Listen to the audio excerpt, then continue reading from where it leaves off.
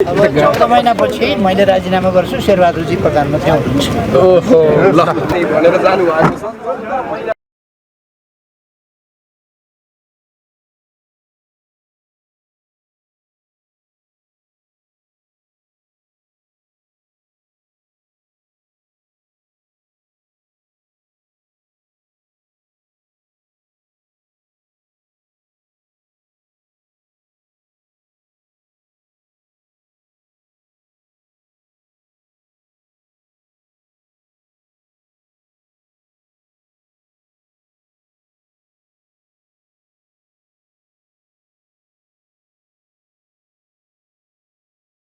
अब 14 महिनापछि मैले राजीनामा गर्छु शेरबहादुरजी प्रधानमन्त्री हुनुहुन्छ।